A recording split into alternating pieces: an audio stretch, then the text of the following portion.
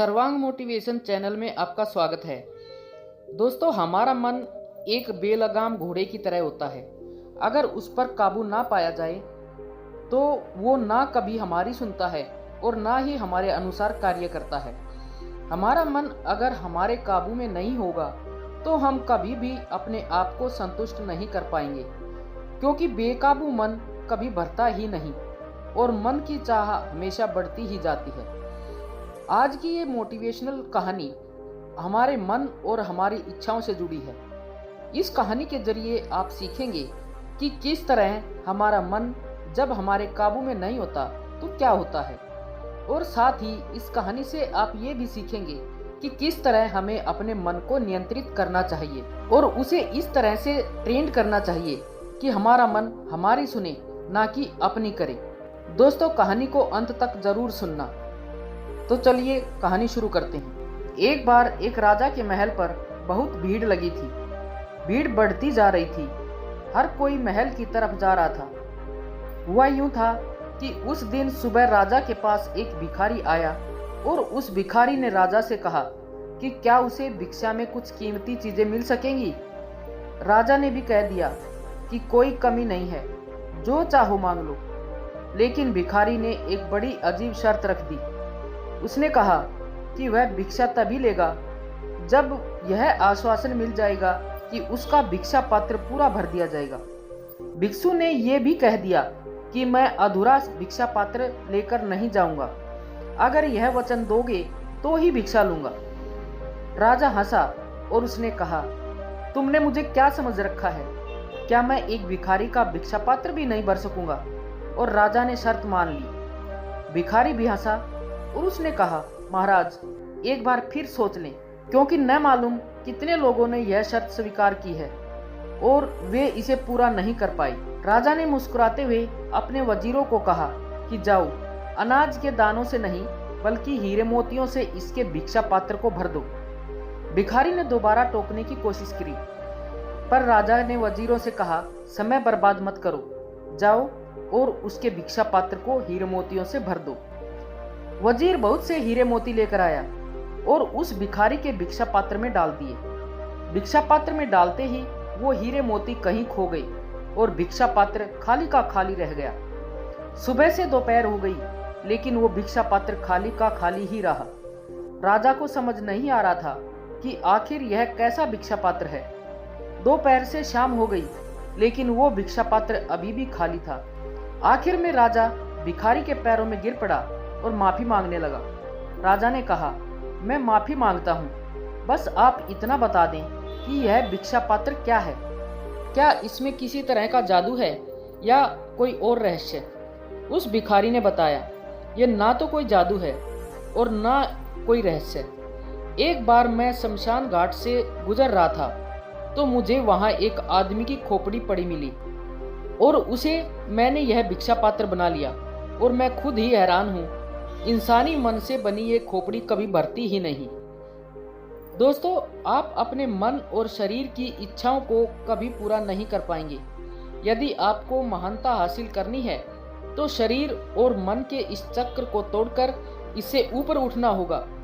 हमारा मन लालच से भरा होता है, इसे कभी नहीं भरा जा सकता।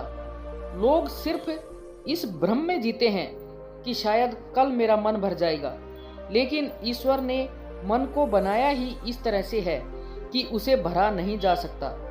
हमारा मन हमेशा किसी न किसी लालच में फंसाए रखता है और हमें हमारे लक्ष्य से दूर कर देता है।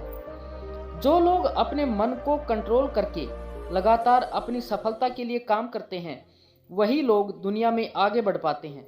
इसलिए अपने मन को ऐसी चीजों से हमेशा दूर रखें जो आपके जीवन में मुसीबत खड़ी कर सकती है। अपने मन को उतने में ही संतुष्ट रखें जितना आपको मिलता है। जरूरत से ज्यादा चीजों की चाहत रखना अक्सर हमारे दुखों का कारण बनती है। एक बार एक मोंक अपने मठ की तरफ जा रहा था।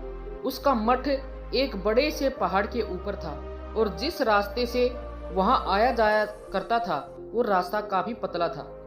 वो मोंक चलते चलते काफी ऊपर तक पहुंच गया और तभी उसकी नजर एक दूसरे मोंक पर पड़ी जो ऊपर की तरफ से बड़ी तेजी से घोड़े पर सवार होकर आ रहा था। रास्ता काफी पतला था तो वो मोंक किसी तरह पहाड़ का सहारा लेकर रास्ते से थोड़ा दूर हट गया। जैसे ही उस घोड़े पर सवार मोंक वहां से गुजरा तो पीछे से इसने जोर से आवाज लगाई और पूछा, अरे भाई, तुम इतनी जल्दबाजी में कहाँ जा रहे हो?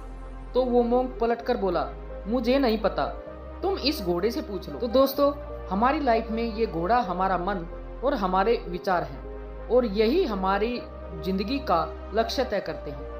जब तक हमारा अपने मन पर कंट्रोल नहीं होता तब तक हम अपने मन के अनुसार ही काम करते हैं और जहां ये हमें लेकर जाता है हम उसी तरफ चले जाते हैं। हमारा मन सकारात्मक और नकारात्मक इन दोनों विचारों से बनता है।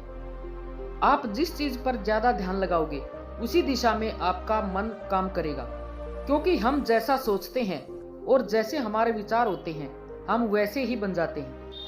जब तक आपका अपने मन रूपी घोड़े पर कंट्रोल नहीं होगा तब तक आपकी लाइफ में बैलेंस नहीं बन पाएगा और आप सारी लाइफ में बस भागते ही रहोगे।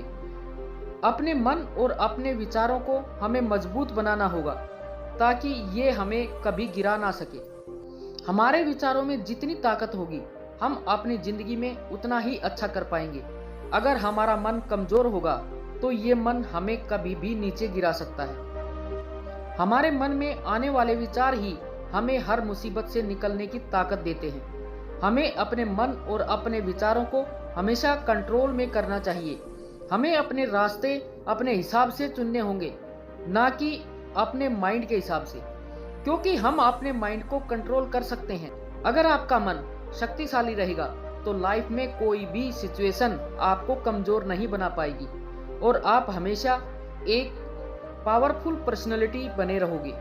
हम लाइफ में क्या बनना चाहते हैं, क्या करना चाहते हैं, ये सब हमें खुद तय करना होगा, क्योंकि हमारा मन हमारे अनुसार चलता है। हम अपने मन के हिसाब से नहीं चलते। जो लोग अपने मन के हिसाब से काम करते हैं अक्सर उन लोगों का मन अपने कंट्रोल में नहीं होता और वो लोग बिना किसी एम के लाइफ में बस एक बेलगाम घोड़े की तरह भाग रहे होते हैं। दोस्तों, आशा है कि आपको इस कहानी से बहुत कुछ सीखने को मिला होगा और अगर आपको वीडियो अच्छी लगी हो तो कृपया लाइक व शेयर करें और कमेंट में अपने सुझाव अवश्य बताएं और ऐसी ही मोटिवेशनल व जीवन को सीख देने वाली कहानियाँ सुनने के लिए चैनल को सब्सक्राइब अवश्य कर लें। धन्यवाद।